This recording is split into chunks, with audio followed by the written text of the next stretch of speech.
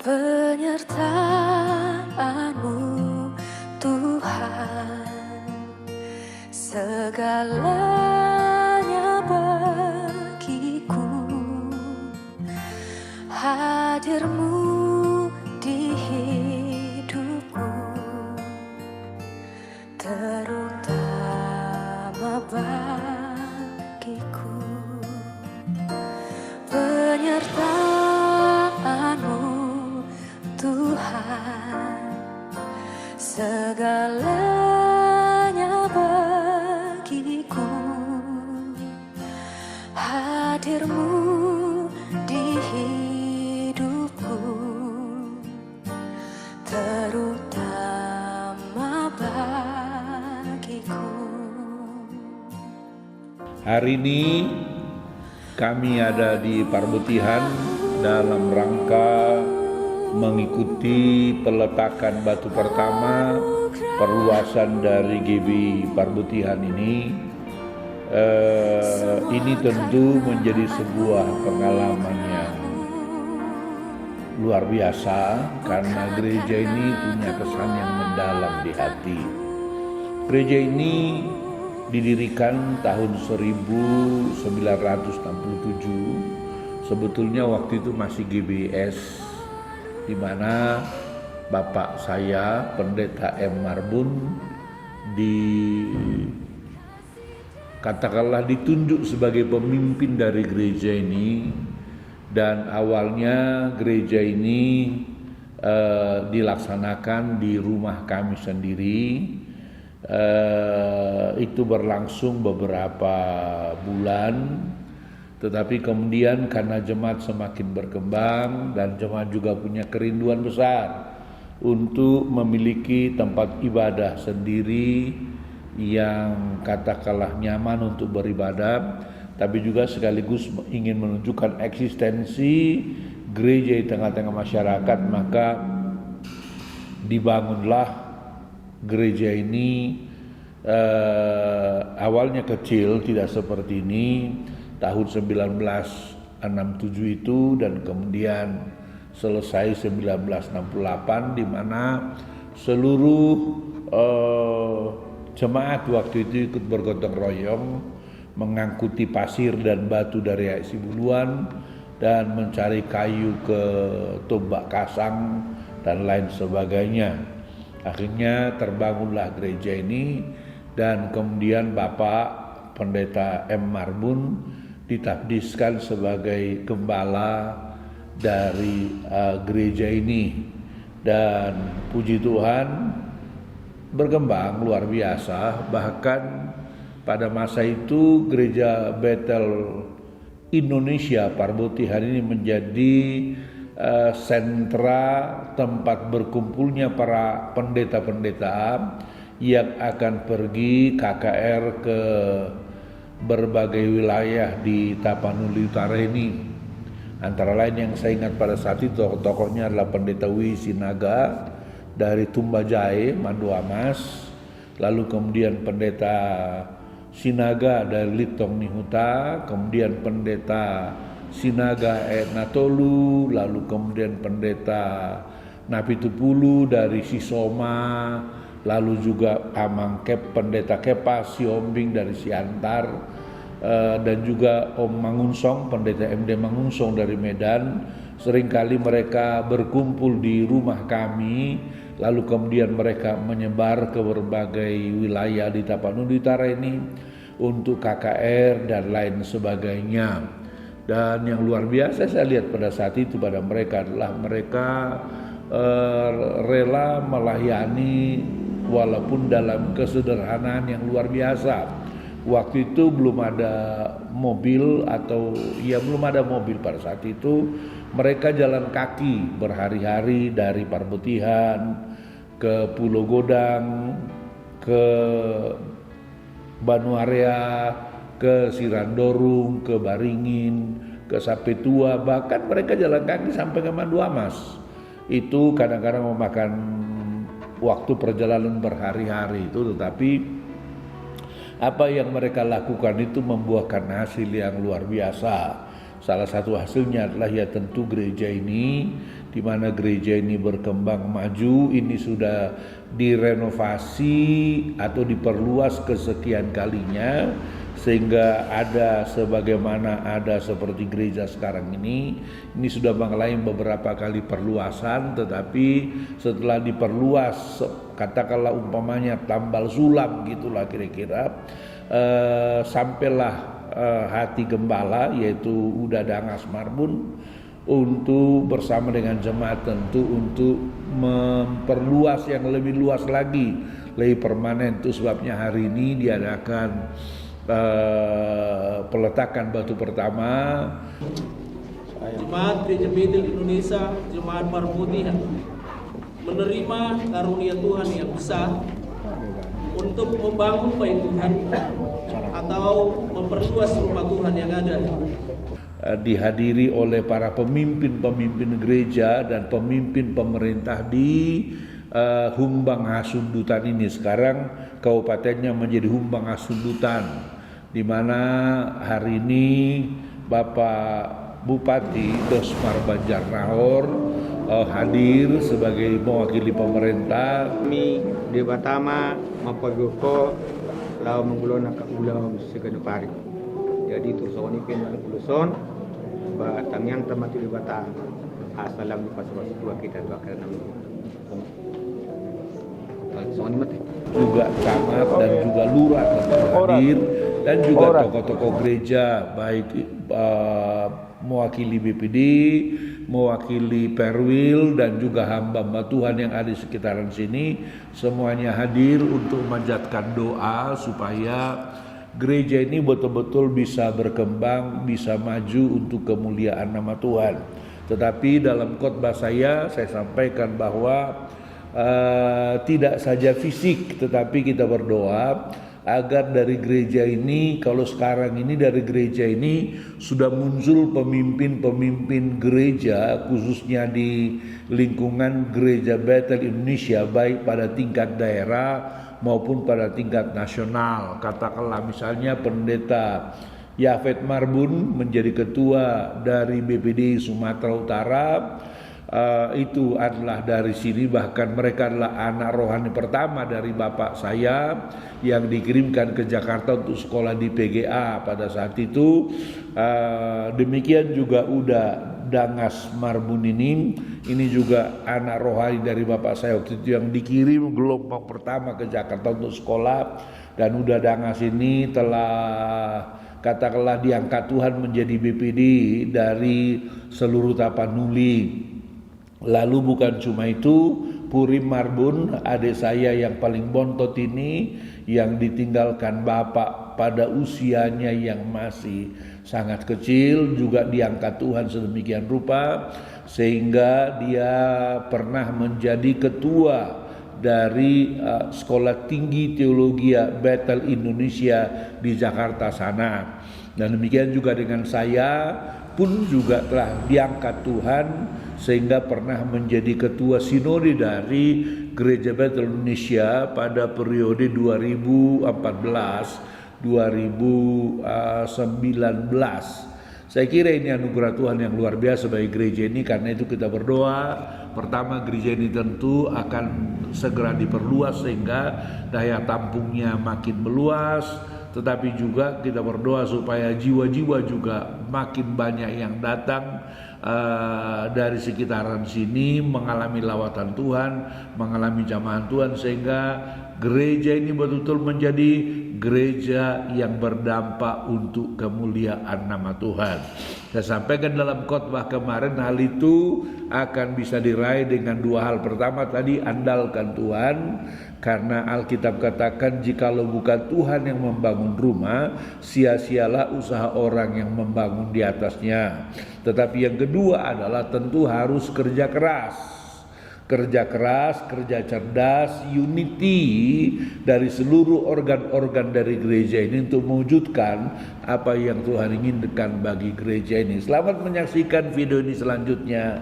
Saudara akan mendapatkan gambaran menyeluruh mengenai Gereja Betel Indonesia. Dengan doa kita semuanya akan dipakai Tuhan menjadi alatnya untuk kemuliaan nama Tuhan. Haleluya, haleluya.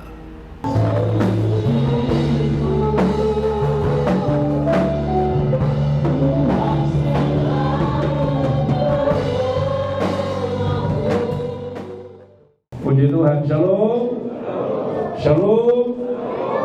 Pertama-tama kita panjatkan puji dan syukur kepada Tuhan yang telah menghimpunkan kita dari berbagai tempat untuk kita berkumpul bersama-sama hari ini di tempat ini dalam rangka kita memulai pembangunan rumah Tuhan ini, tepatnya perluasan rumah Tuhan ini, sehingga apa yang menjadi kerinduan Tuhan di mana kita akan bisa menampung banyak orang untuk kemuliaan nama Tuhan, itu betul-betul akan terjadi untuk kemuliaan dan kebesaran nama Tuhan.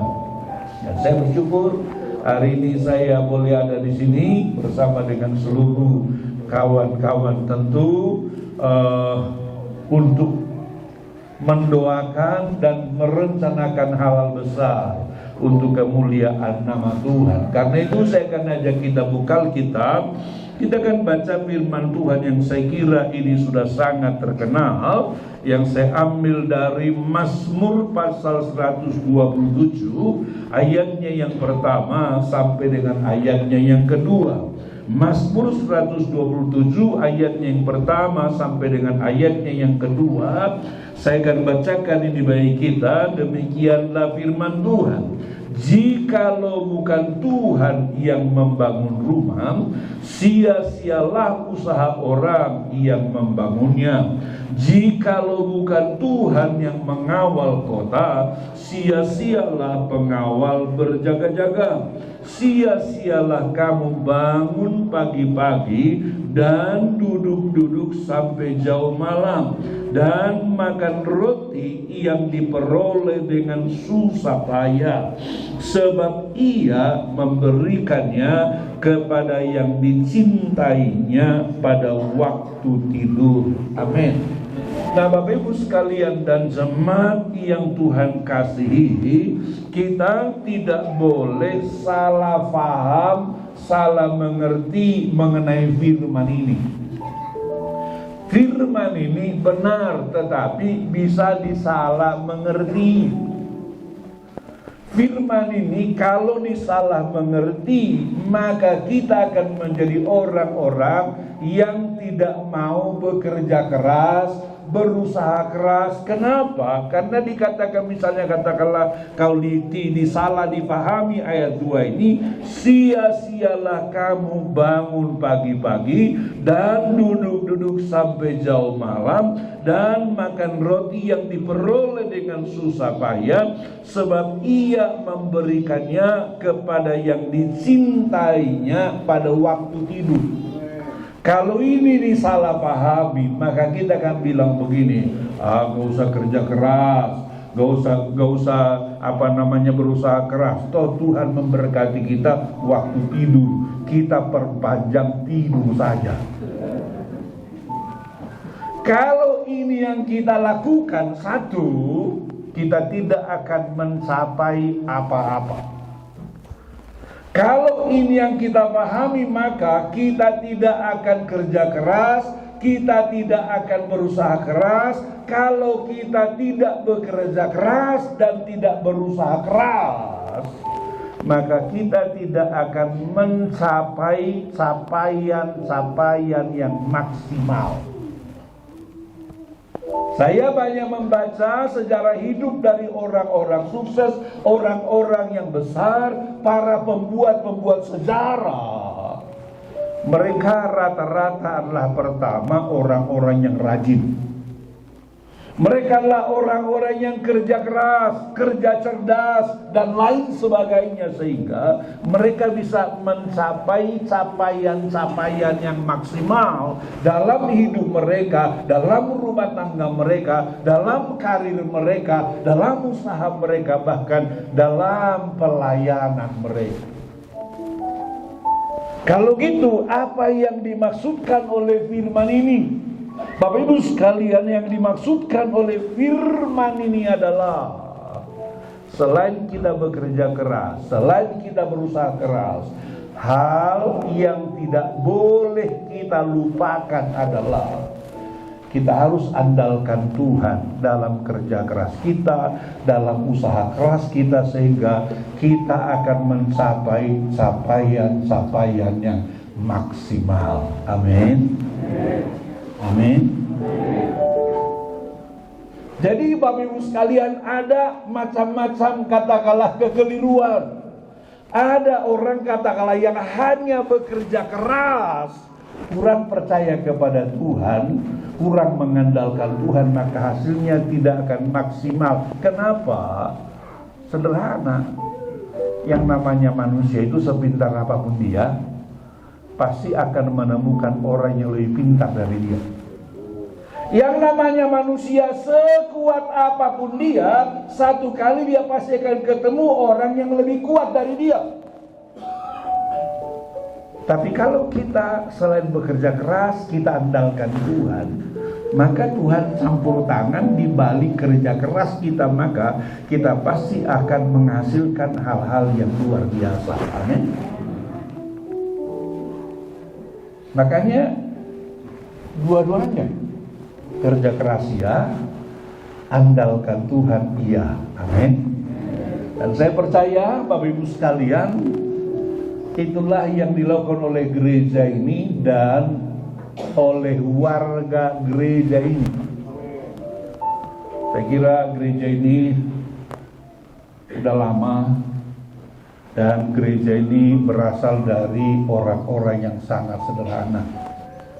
Pak Bupati ini saya selalu panggil beliau Aparat, karena memang secara kemargaan ya katakanlah memang kita saudara ya. Jadi gereja kita ini dimulai dari orang-orang yang sangat sederhana. Saya ingat betul dulu Bapak saya yang dipercayakan oleh Pak Sinaga, W. Sinaga menggembalakan gereja ini. Bapak saya itu kalau nggak salah hanya tamat SD kelas 5 dia. Tapi dia bisa memimpin waktu itu tentu dengan segala keterbatasannya. Dan saya suka sharing kemana-mana mengenai bapak saya ini.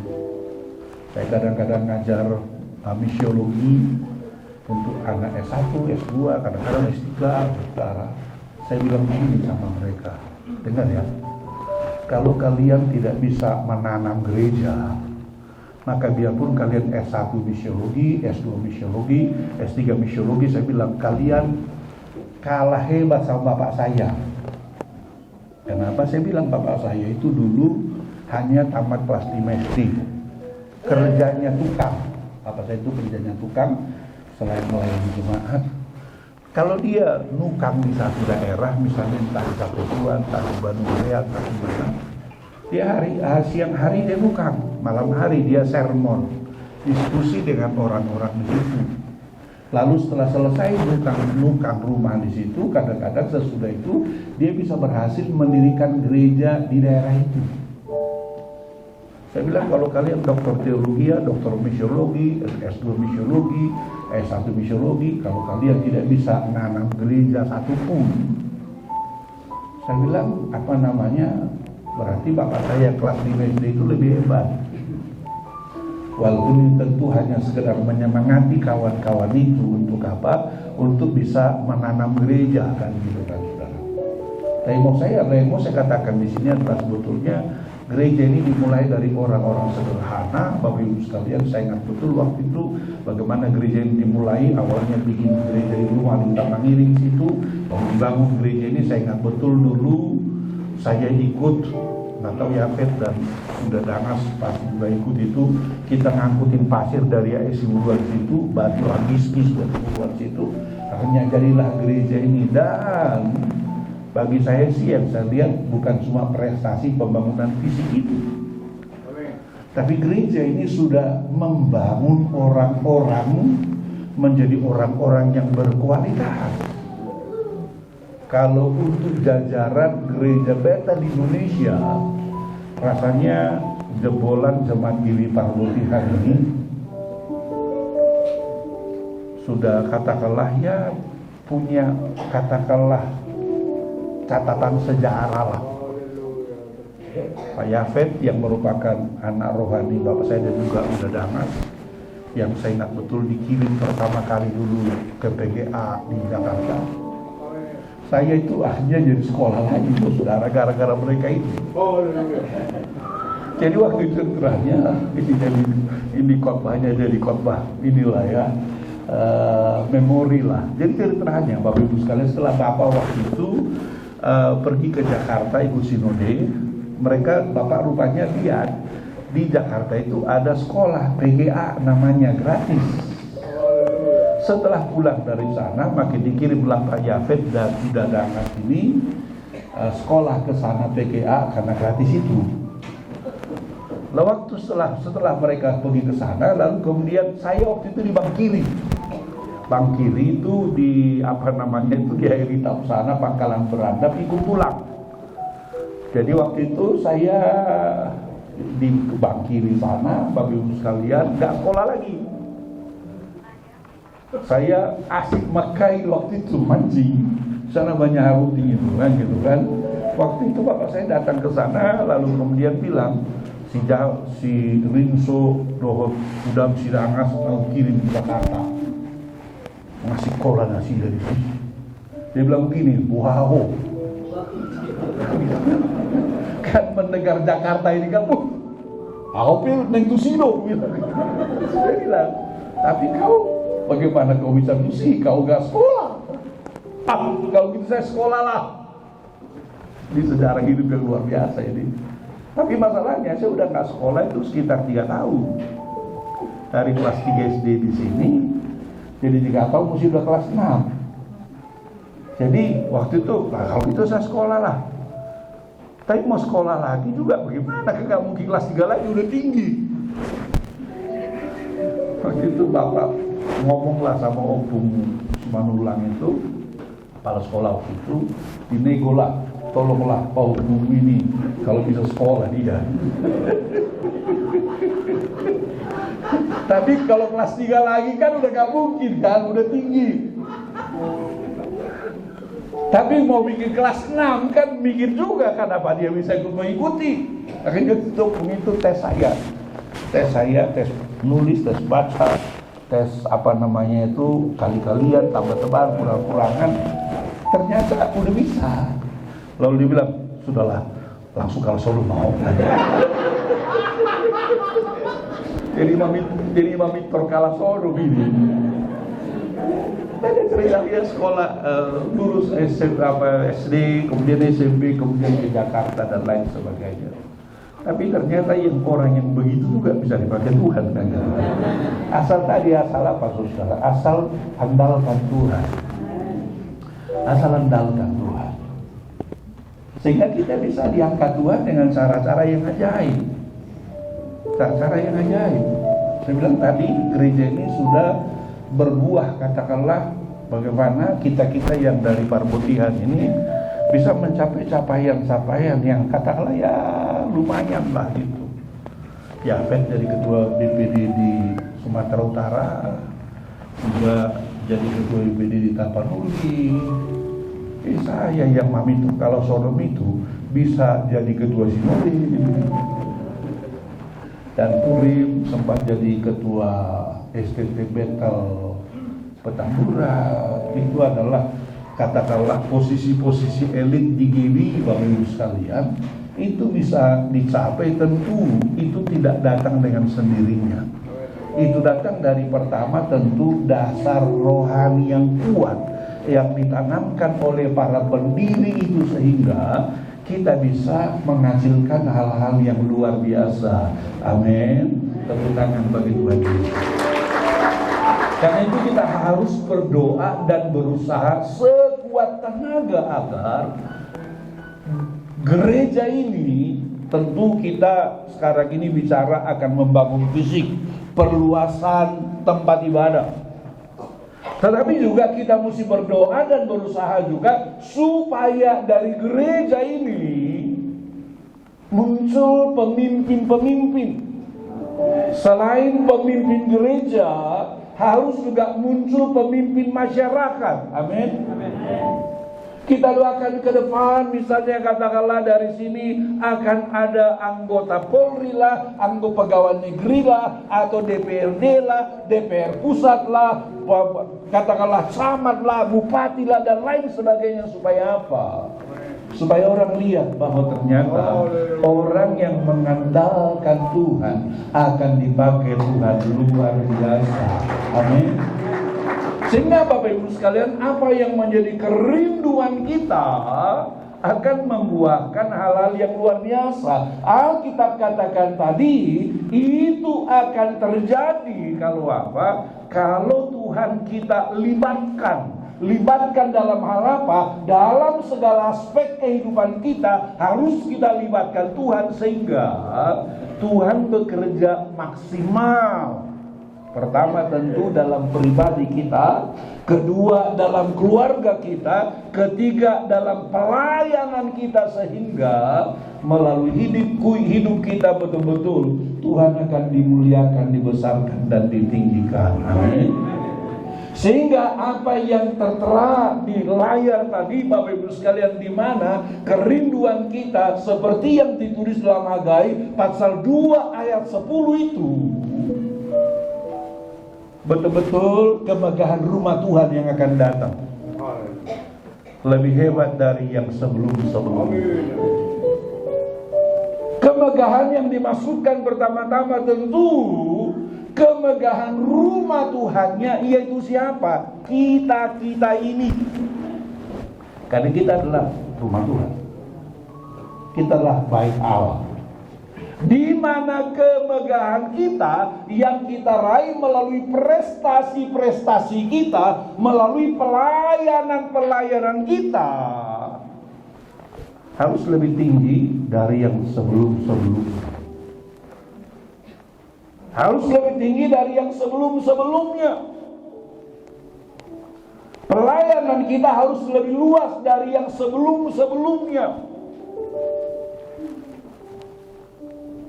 Ketika saya jadi ketua sinode, saya selalu katakan kepada kawan-kawan, sudah waktunya kita tidak lagi hanya gembala jemaat bagi warga gereja kita. Kita sudah harus menjadi gembala bagi desa kita, bagi kecamatan kita, bagi kota kita, yang membawa dampak, yang membawa impact bagi sekeliling kita, sehingga Tuhan dimuliakan, Tuhan dibesarkan, Tuhan ditinggikan. Sebetulnya menjadi tokoh masyarakat itu nggak susah. Gembala, kita bikin gereja, tokoh masyarakat, paling tidak untuk lingkungan warga jemaat kita. Kita bikin PAUD, nanti orang-orang datang ke situ, maka kita sudah jadi tokoh masyarakat juga bagi orang-orang yang menyekolahkan anaknya di PAUD kita. Makanya dulu ketika saya ketua sinode lagi, saya bikin gerakan nasional bikin PAUD. Dan puji Tuhan waktu itu PAUD bisa langsung berdiri 3.000, sampai kita hanya bikin MOU dengan Dirjen PAUD waktu itu. Saya kira sudah waktunya sekarang gereja begitu. Dan saya berdoa, kita berdoa tentu, dan kita pasti, saya yakin jemaat-jemaat GBI Parbutihan yang ada di perantauan, khususnya yang tamat dari seminari Betel Petamburan dan juga yang lain-lain, saya kira udah mungkin ada 100 orang kali. 100 orang kali saya kira. Dari Petamburan saja mungkin ada ya 50-an orang kali. Belum lagi istri-istri yang lain, sekolah tinggi yang lain dan lain sebagainya. Sudah waktunya kita bikin jejaring. Supaya apa? Supaya kita bisa mengerjakan hal-hal yang besar. Karena sekarang enggak waktunya lagi orang kerja sendiri-sendiri. Harus bersinergi satu sama lain sehingga kita hasilkan hal-hal yang luar biasa. Sehingga katakanlah lingkungan sekitar kita ini paling tidak merasakan dampak positif oleh karena kehadiran kita. Jadi kita berdoa, Bapak Ibu sekalian, dengan kita akan perluas gereja ini. Pertama kita berdoa tentu agar Tuhan cukupkan segala dana yang kita perlukan. Dan saya yakin segala dana yang kita perlukan pasti akan Tuhan cukupkan. Pengalaman dalam bangun gereja itu Tuhan pasti akan datangkan orang dari mana saja untuk bangun, untuk bantu pembangunan. Enggak kadang-kadang gitu, kadang-kadang orang Tuhan bisa pindahkan orang ke gereja kita hanya untuk bantu pembangunan gereja. Setelah selesai dia pindah lagi. Ada yang begitu. Ada yang begitu kadang-kadang. Artinya adalah gini, Tuhan bisa mendatangkan burung gagak atau burung apa saja untuk membawa bekal kepada kita untuk kita gunakan bagi pembangunan rumah Tuhan. Makanya sudah baca dalam Hagai yang dicatat itu, Tuhan katakan kepada orang Israel saat itu, teguhkan hatimu, kuatkan hatimu. Maksudnya apa? Jangan sampai goyah, jangan sampai ragu-ragu. Jangan nanti kita letakkan batu ini tidak tidak tambah-tambah dan lain sebagainya. Tidak boleh ada pemikiran seperti itu. Kenapa? Karena yang kita bangun ini bukan rumah kita. Bukan untuk kemegahan kita, bukan untuk kebanggaan kita. Yang kita bangun ini rumah Tuhan. Karena ini rumah Tuhan, maka Tuhan bertanggung jawab atasnya. Dan tentu salah satunya melalui kita-kita yang harus ringan tangan juga. Untuk apa? Untuk berkorban sehingga pembangunan rumah Tuhan ini akan terwujud untuk kemuliaan dan kebesaran nama Tuhan. Amin. Tepuk tangan bagi Tuhan. Jadi Bapak Ibu sekalian, inilah yang Tuhan ingin sampaikan kepada kita, agar ketika kita hendak memulai perluasan pembangunan rumah Tuhan ini, ayo kita andalkan Tuhan. Ayo kita andalkan Tuhan, kita berdoa, kita katakan, Tuhan, ini rumahmu yang sedang kami bangun Tuhan. Karena kami minta Tuhan kirimkan material dari mana-mana, Tuhan kirimkan dana dari mana-mana supaya sesuai dengan tema yang disebutkan di sana, kemegahan rumah Tuhan akan mendatangkan damai sejahtera. Nanti setiap orang akan lewat tempat ini melihat rumah Tuhan ini, mereka akan memuliakan Tuhan. Tuhan luar biasa ya. Tuhan bisa bangun gerejanya di Parbutihan begini. Orang akan memuliakan Tuhan. Orang yang lewat akan menoleh ke rumah Tuhan. Bahkan orang yang lewat akan datang tergerak untuk berdoa di rumah Tuhan, sehingga yang sakit disembuhkan, yang lemah dikuatkan, yang susah dihiburkan, yang berat diangkat, sehingga kita kalian kemenangan-kemenangan yang luar biasa. Biarlah firman ini menyemangati kita, mendorong kita, menguatkan kita bahwa apa yang kita lakukan ini adalah untuk kemuliaan Tuhan. Apa yang kita lakukan ini adalah dalam rangka mewujudkan rencana Tuhan menjangkau setiap orang untuk datang kepada Tuhan. Karena itu mari kita andalkan Tuhan, tapi juga mari kita bekerja keras. Siapa yang bisa bikin apa, siapa yang bisa kerjakan apa, mari kita kerjakan bersama-sama supaya rumah Tuhan ini terwujud untuk kemuliaan nama Tuhan. Doa saya dan doa kita sekalian tentu ini akan segera terwujud. Ini akan segera menjadi nyata, sehingga orang-orang yang datang ke Parbutihan akan datang ke rumah Tuhan, dimenangkan, dikuatkan, dan ditolong oleh Tuhan. Amin. Demikian firman Tuhan.